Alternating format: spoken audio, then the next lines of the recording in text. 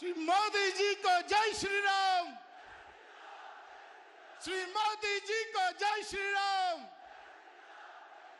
श्री मोदी जी को जय श्री राम। देखो देखो कौन आया, मोदी जी जिंदाबाद। बहुत बहुत धन्यवाद।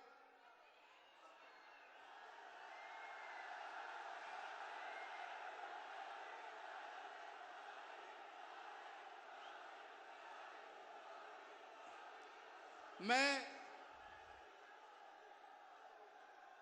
आप सबका अभिनंदन करते हुए यहाँ के हमारे जिले के अध्यक्ष भाई पवन पाटीदार जी से आग्रह करता हूँ कि वो आए और हम सब के देश नहीं अपितु तो दुनिया के सबसे लोकप्रिय हम सबके नेता आदरणीय मोदी जी का अभिनंदन करें अंग वस्त्र पहनाकर।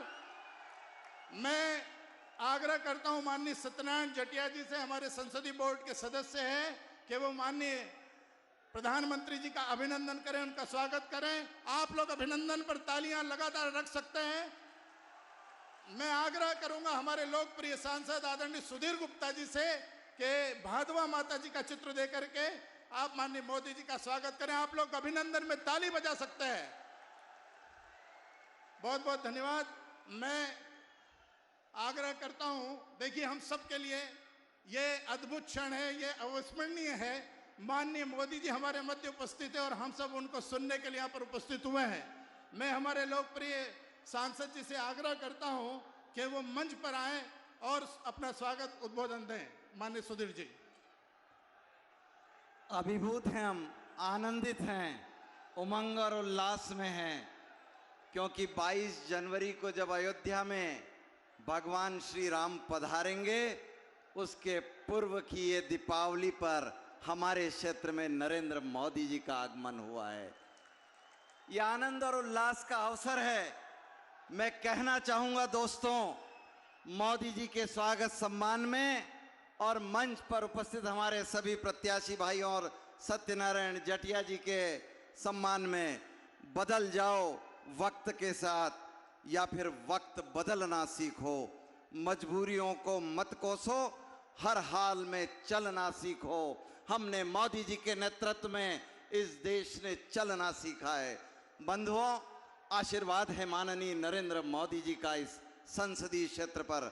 मैं स्मरण कराना चाहता हूं माननीय प्रधानमंत्री जी, आप जब गुजरात के माननीय मुख्यमंत्री थे तब 2013 में आप मंदसौर जिले में पधारे थे। तब आपने कहा था कि मंदसौर नीमच जिले के लोग स्वास्थ्य सेवाओं के लिए अहमदाबाद आते हैं। आज माननीय प्रधानमंत्री जी, हम अभिभूत होते हैं कि आपने अपने इस संसदीय क्षेत्र में नीमच, मंदसौर और रतलाम को 3-3 मेडिकल कॉलेज दिए हैं, देश में अभूतपूर्व सौगात दी है, साथ में नर्सिंग कॉलेज दिए हैं। हम अभिभूत हैं माननीय मोदी जी। दुनिया का सबसे बड़ा दिल्ली मुंबई एक्सप्रेस वे आज मेरे संसदीय क्षेत्र से 130 किलोमीटर होकर जाता है। हम अभिभूत हैं माननीय मोदी जी, आपने इस संसदीय क्षेत्र को मध्य प्रदेश का पहला सैनिक स्कूल दिया है। हम अभिभूत हैं, सीआरपीएफ की इस जन्मस्थली पर आपने 100 करोड़ रुपए से अधिक की लागत का नया निर्माण कराया है। हमारे पास शब्द नहीं है माननीय मोदी जी, आपने इस अभूतपूर्व विकास के में मंदसौर संसदीय क्षेत्र को रेलवे में लगभग 1500 करोड़ से अधिक की लागत से नव निर्माण का हमारा सपना पूरा किया है। माननीय मोदी जी, हम सब अभिभूत हैं क्योंकि आपने बुद्धिस्ट सर्किट और स्वदेश सर्किट योजना से जोड़कर पर्यटन की संभावनाओं को आगे बढ़ाया है। हमारे पास शब्द नहीं है। 12 हवाई जहाज आपने नीमच में और मंदसौर में बच्चों के ट्रेनिंग के लिए एक नए नवाचार के साथ इस संसदीय क्षेत्र के बच्चों को पायलट बनाने के अभिनव अभियान को आगे बढ़ाया है। हम अभिभूत हैं मोदी साहब। खेलो इंडिया से लेकर सौर ऊर्जा तक आपने प्रारंभ किया था। सौर ऊर्जा आज ये देश का सबसे बड़ा हब बना है। हम अभिभूत हैं मोदी साहब। यहाँ अफीम किसान हैं, 13,000 पट्टे 2013-14 में बचे थे। आज 1.25 लाख अफीम लाइसेंस से धारित ये किसान हैं। हम सब प्रसन्न हैं आपके मार्गदर्शन में। आप विश्वमान्य नेता हैं, आप राष्ट्र के सेवक हैं और ये पूरा संसदीय क्षेत्र आपकी आवाज पर खड़ा है।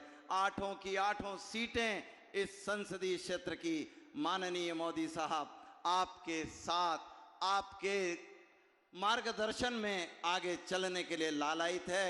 मैं प्रसन्न हूं आज भादवा माता की इस पावन धरा पर, पशुपतिनाथ के इस पावन क्षेत्र पर आपका दीपावली के पूर्व आगमन हुआ है। हृदय की गहराइयों से हार्दिक हार्दिक स्वागत, अभिनंदन माननीय मोदी जी।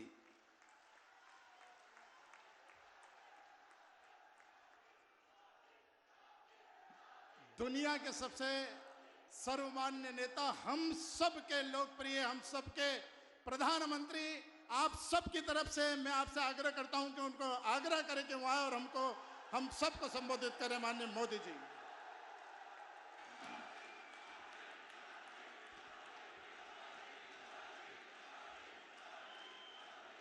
भारत माता की, भारत माता की, भारत माता की। सांवरिया सेठ की, सांवरिया सेठ की, बाबा पशुपतिनाथ की, बाबा पशुपतिनाथ की, भादवा माता की, भादवा माता की।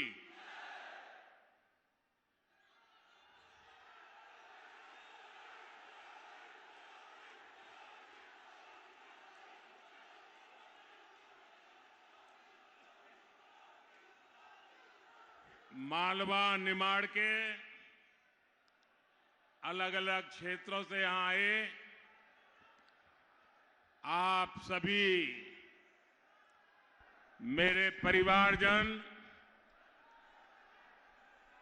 दीपावली के पावन अवसर आरंभ भी हो चुका है। मैं आप सबका अभिवादन करता हूं, अभिनंदन करता हूं। आप इतनी बड़ी तादाद में हम सबको आशीर्वाद देने के लिए पधारे हैं। आपका ये आशीर्वाद हमारे लिए बहुत बड़ी पूंजी है। ये अभूतपूर्व दृश्य है और जो एनर्जी है, हेलीकॉप्टर तक सुनाई देता था।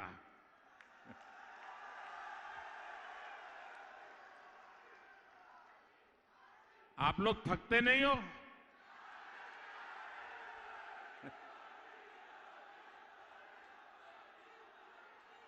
ये आशीर्वाद एमपी में सुशासन की निरंतरता को है। ये आशीर्वाद एमपी के विकास को है, एमपी की समृद्धि को है। ये आशीर्वाद भाजपा के ट्रैक रिकॉर्ड को है। ये आशीर्वाद मोदी की गारंटी के लिए है। मोदी की गारंटी यानी हर गारंटी के पूरा होने की गारंटी।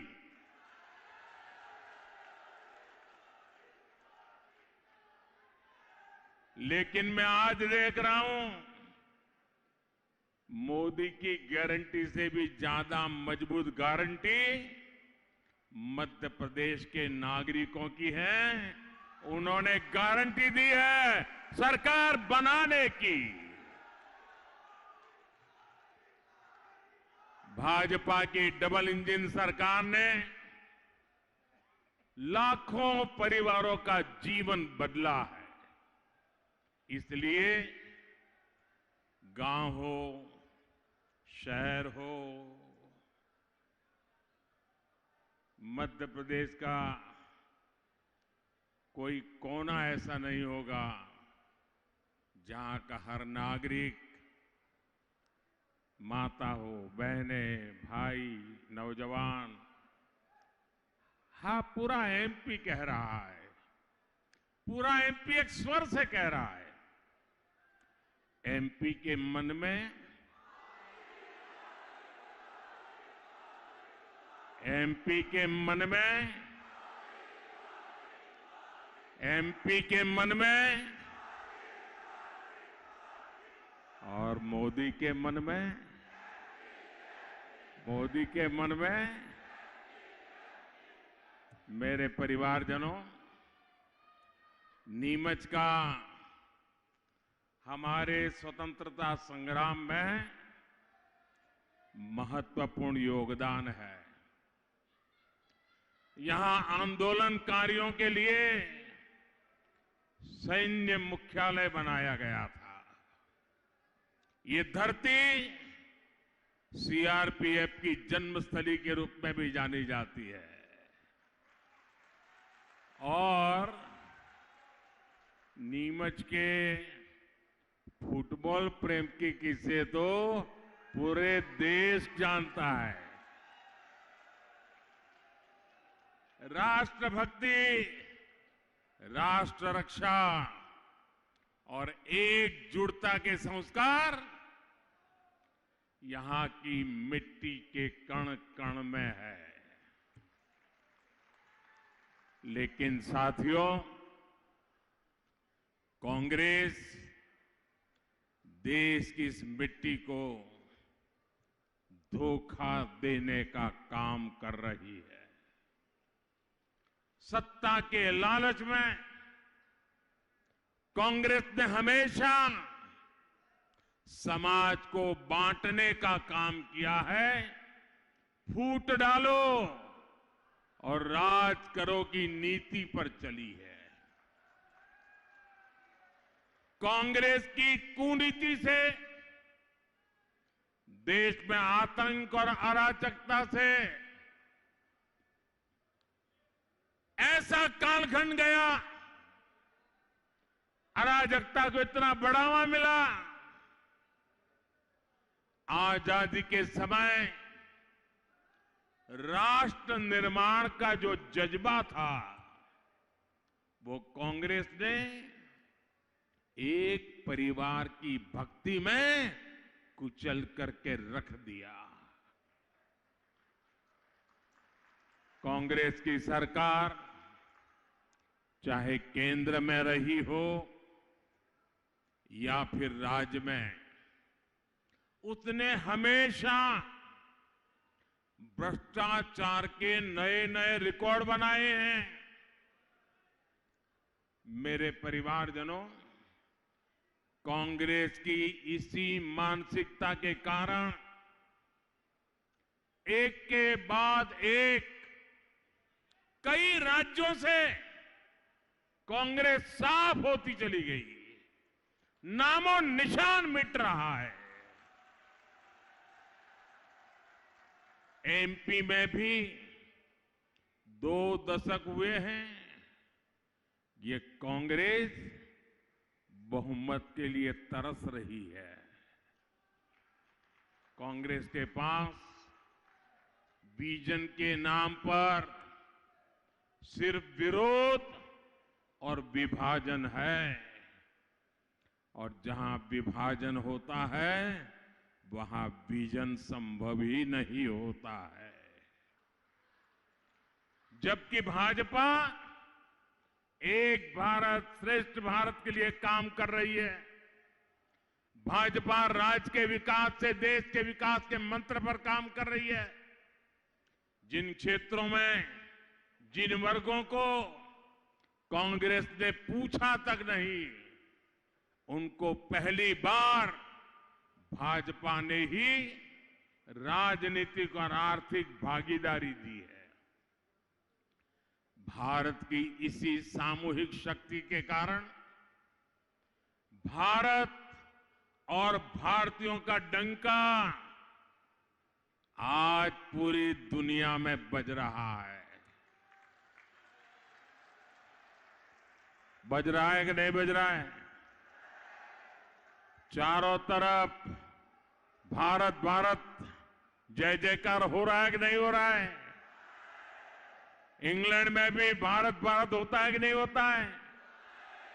आपने देखा होगा कल इंग्लैंड में दिवाली मनाई जा रही थी, दिए जलाए जा रहे थे। दुनिया में हर जगह पर हिंदुस्तान का नाम ऊंचा हो रहा है। आपको गर्व हो रहा है? आपका माथा ऊंचा रहा है? ये दुनिया में भारत का नाम क्यों ऊंचा हो रहा है? क्या कारण है? क्या कारण है? आपका जवाब सही नहीं है। ये मोदी के कारण नहीं है, ये आपके एक वोट के कारण है, जिसने मजबूत सरकार बनाई और उसके कारण हुआ है। ये आप लोग हैं जिन्होंने देश हित में कड़े और बड़े फैसले लेने वाली भाजपा की मजबूत सरकार बनाई है। और यही बात कांग्रेस को पिछले 10 साल से पच नहीं रही है। जिस मोदी को ये दिन रात गाली देते हैं, वो ये सब कुछ कैसे कर पा रहा है, यही बात कांग्रेस को खल रही है। इसलिए कांग्रेस देश में अस्थिरता फैलाना चाहती है, अराजकता फैलाना चाहती है। इसके लिए कांग्रेस ने न जाने किस किस से गुप्त समझौते किए हुए हैं। विदेश के जो लोग खुलेआम भारत के खिलाफ साजिश रचते हैं, कांग्रेस अब उनके साथ खड़ी नजर आती है। इसलिए मध्य प्रदेश के लोगों को कांग्रेस से बहुत सतर्क रहना है। मेरे परिवारजनों, कांग्रेस देश के लिए सिर्फ समस्या पैदा करना जानती है। उसके पास कोई समाधान नहीं है। महात्मा गांधी कहते थे कि ईमानदारी से शासन चलाना चाहिए, देश में राम राज्य लाना चाहिए। लेकिन कांग्रेस ने एक तरफ भ्रष्टाचार का किला खड़ा किया और दूसरी तरफ भगवान राम को भी काल्पनिक बता दिया। हमारे बाबा साहब आंबेडकर कहते थे कि गरीब से गरीब को, हर वंचित को सम्मान का जीवन मिलना चाहिए। लेकिन कांग्रेस ने इसका भी उल्टा ही किया। आजादी के इतने दशक तक गरीब, दलित, ओबीसी, आदिवासी छोटी छोटी जरूरतों के लिए सरकारों पर आश्रित रहा, मोहताज रहा। मैं आपको पीएम आवास योजना, शहरी, ग्रामीण की बात नहीं कर रहा हूं, शहरी पीएम आवास योजना का एक उदाहरण देता हूं। दिल्ली में जब 10 साल तक कांग्रेस की सरकार थी, तब मध्य प्रदेश के शहरी गरीबों के लिए सिर्फ, ये आंकड़ा याद रखोगे? जरा जवाब दीजिए ना, आंकड़ा याद रखोगे? कांग्रेस ने 10 साल में शहर के गरीबों के लिए 6000 घर स्वीकृत किए। कितने? याद रखिएगा आंकड़ा।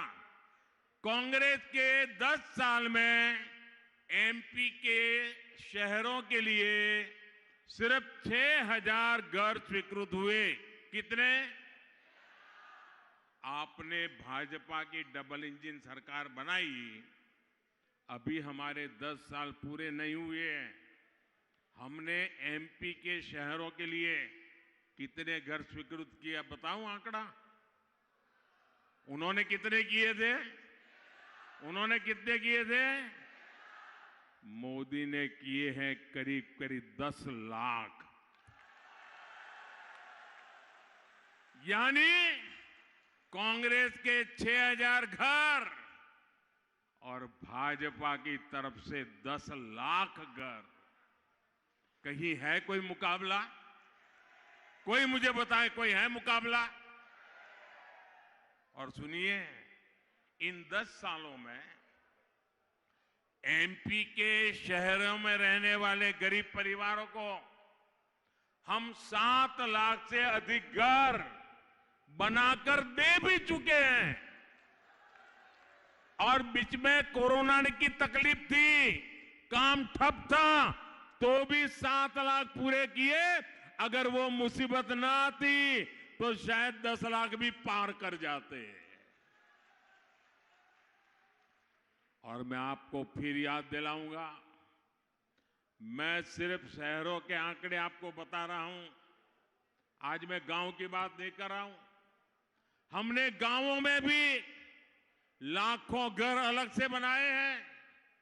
ये तब है जब 1.5 साल तक यहां हर काम में रोड़े अटकाने वाली कांग्रेस सरकार थी। यानी मेरा यहां तो 2 साल कोरोना के कारण और 1.5 साल, क्या नाम बोलते हैं आप लोग उनको? क्या बोलते हैं? वो लोग उनके कारण। मेरे परिवारजनों, कांग्रेस की वजह से सालों साल से एक और समस्या हमारे देश में विकराल हुई है। ये समस्या थी गरीब के हक में लूट कैसे करना। कांग्रेस के ही एक प्रधानमंत्री कहते थे कि दिल्ली से 100 पैसा भेजता हूं तो 15 पैसा लाभार्थी तक पहुंचता है, मतलब 85 पैसा। अब आप मुझे बताइए, पंचायत से पार्लियामेंट तक उन्हीं का झंडा फहरता था, उनकी ही सरकारें थी, और वो कहते हैं कि 100 पैसे भेजता हूं 15 पैसा पहुंचता है। ये 85 पैसे कौन सा पंजाब मार लेता था? वो कौन सा पंजा था जो 85 पैसे मार लेता था? कांग्रेस ने जो समस्या पैदा की, उन्होंने तो कह करके छूट गए कि 85 पैसे चोरी होता है, भी होता है। उन्होंने समस्या पैदा की, उसका समाधान भी भाजपा ने ही किया। यानी कांग्रेस मतलब समस्या, भाजपा यानी सीधा समाधान। हमने मोबाइल, आधार और बैंक खातों की एक ऐसी त्रिविध शक्ति बनाई। इस त्रिविध शक्ति के बाद हमने गरीबों के बैंक खातों में सीधे उनके पैसा, हक का पैसा भेजना शुरू किया। आज पीएम किसान सम्मान निधि के 2,60,000 करोड़ रुपए किसानों के बैंक खातों में सीधे गए हैं। आज एमएसपी पर सरकार खरीदी के पैसे भी किसानों के बैंक खातों में सीधे जा रहे हैं। आज पीएम आवास के घर बनाने के पैसे भी लाभार्थियों के बैंक खातों में सीधे जा रहे हैं। कोरोना के संकट के समय हमने महिलाओं के बैंक खातों में हजारों करोड़ रुपए सीधे भेज दिए। कहीं कोई लीकेज नहीं, कांग्रेस का कोई बिचौलिया नहीं। साथियों, सरकार चलाने का कांग्रेस का एक और तरीका है, ये भी आप लोगों को पता होना चाहिए। देश को टेक्नोलॉजी में जानबूझकर पीछे रखकर कांग्रेस इससे भी पैसा कमा लेती थी, क्योंकि टेक्नोलॉजी आएगी तो नई व्यवस्थाएं बनाएगी, और ये कांग्रेस को बिल्कुल पसंद नहीं आता। पुरानी व्यवस्थाओं में कांग्रेस अपनी कमाई के साधन खोज लेती थी। जब कांग्रेस सरकार थी तब देश 2G घोटाले में ही उलझे हुए थे। याद है ना 2G घोटाला? भूल गए? 2G घोटाला याद है? भाजपा के 10 साल के सेवा काल में आज देश 5G की रफ्तार से आगे बढ़ रहा है। मेरे परिवारजनों, कंप्यूटर, मोबाइल फोन और इंटरनेट तो दुनिया में बहुत पहले आ चुके थे, लेकिन भारत में देर से पहुंचे। ऑनलाइन बैंकिंग की, एटीएम की, क्रेडिट डेबिट कार्ड की टेक्नोलॉजी तो पहले भी थी, लेकिन भारत में समय पर नहीं आई। वो इसलिए क्योंकि कांग्रेस की नीयत समाधान की नहीं थी। सिर्फ 6-7 साल के भीतर ही भारत के भीम यूपीआई ने बैंकिंग सिस्टम को बदल करके रख दिया। आज पूरी दुनिया में भारत की डिजिटल क्रांति की चर्चा होती है। साथियों, मैं आपको एक और उदाहरण देना चाहता हूं। हमारे जो रेहड़ी पटरी वाले लोग होते हैं, जो फुटपाथ पर छोटा मोटा कारोबार करते हैं, जो आपके घर पे आकर के सब्जी बेचते हैं, दूध बेचते हैं, क्या कभी ये रेहड़ी पटरी ठेले वाला यही सोचता रहा कि वो जीवन भर यही काम करेगा, जिंदगी ऐसे ही गुजारेगा, उनके बच्चे भी यही करेंगे? ये मोदी ने तय किया है, जी नहीं, मैं इससे भी बदल के रहूंगा। वो सोचता है कि एक दिन उसकी भी बड़ी दुकान होगी, उसका भी कारोबार बढ़ेगा, लेकिन दुकान तो तब होगी जब उसे बैंकों से मदद मिलेगी। पहली बार इन रेहड़ी ठेले पटरी वाले साथियों को किसी सरकार ने बैंकिंग से जोड़ा। कांग्रेस के राज में तो जिसके पास पैसा था, बैंक उसी के लिए थे। भाजपा सरकार ने पीएम स्वनिधि योजना लाकर रेहड़ी पटरी वालों को नया जीवन दिया है। देश के 50 लाख से ज्यादा गरीब साथियों को अपना कारोबार बढ़ाने के लिए बैंक से मदद मिली है।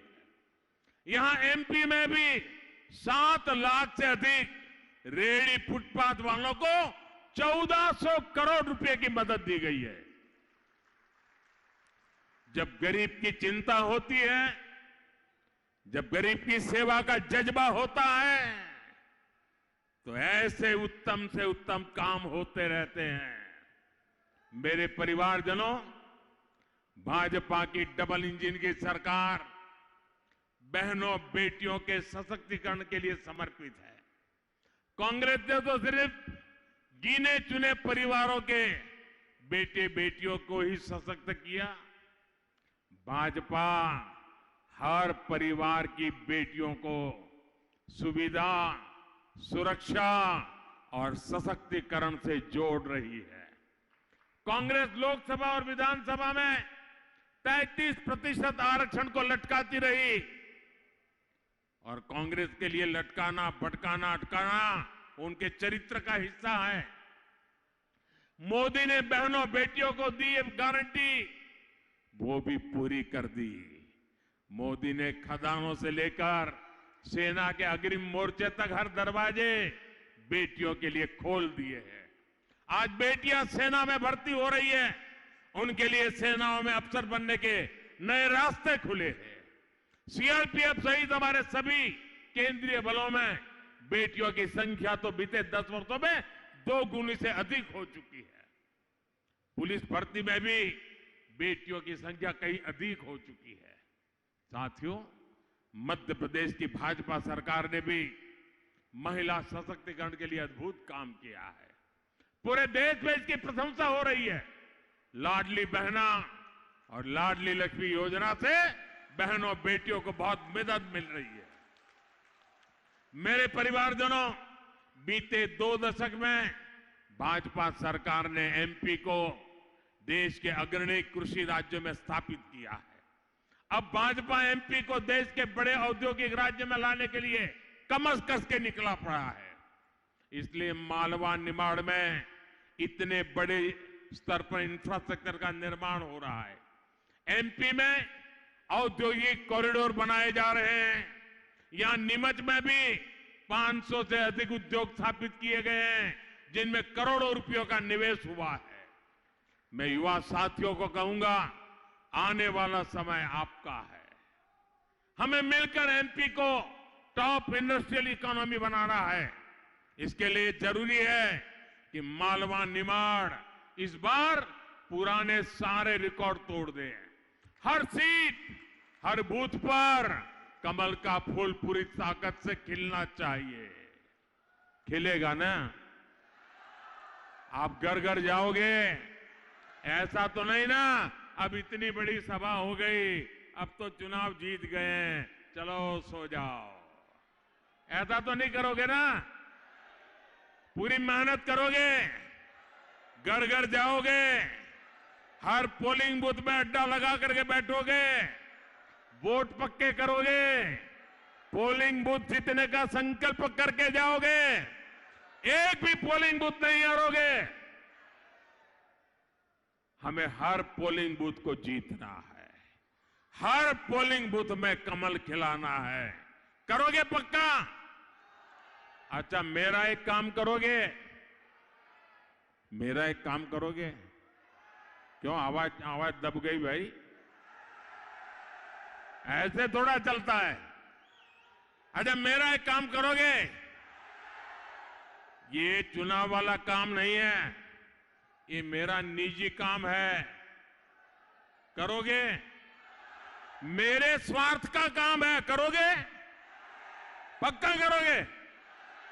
देखिए, काम करना, घर घर जाना और हर परिवार में जाकर के हाथ जोड़कर कहना सभी बड़ों को कि मोदी जी नीमच आए थे, मोदी जी ने आपको प्रणाम कहा है। इतना मेरा संदेश पहुंचा दोगे?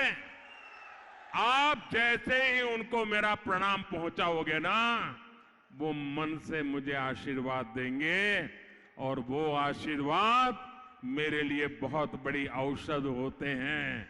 वो आशीर्वाद मेरे लिए बहुत बड़ी ऊर्जा होते हैं। वो आशीर्वाद मेरे लिए बहुत बड़ी शक्ति होते हैं। वो आशीर्वाद मेरे लिए बहुत बड़ी प्रेरणा होते हैं। वो आशीर्वाद मुझे दिन रात आपके लिए काम करने की ताकत देते हैं। और इसलिए मैं आपसे प्रार्थना करता हूं, मेरे खातिर, मेरे निजी स्वार्थ के खातिर हर घर जाकर कहना मोदी जी नीमच आए थे, मोदी जी ने आपको प्रणाम भेजा है। जरूर कहेंगे ना? जरूर कहेंगे? जरा आपके मोबाइल फोन की लाइट करके मुझे बताइए कि आप ये काम करेंगे। हर कोई अपने मोबाइल फोन का फ्लैश चालू करे। हर कोई मोबाइल फोन का फ्लैश चालू करे। हर एक के मोबाइल का फोन फ्लैश चलना चाहिए। मेरे साथ बोलिए, घर घर जाएंगे, कमल खिलाएंगे, मोदी का प्रणाम पहुंचाएंगे, भाजपा को जिताएंगे, फिर से भाजपा सरकार बनाएंगे, मोदी को मजबूत करेंगे। मेरे साथ बोलिए, भारत माता की, भारत माता की, भारत माता की। बहुत बहुत धन्यवाद।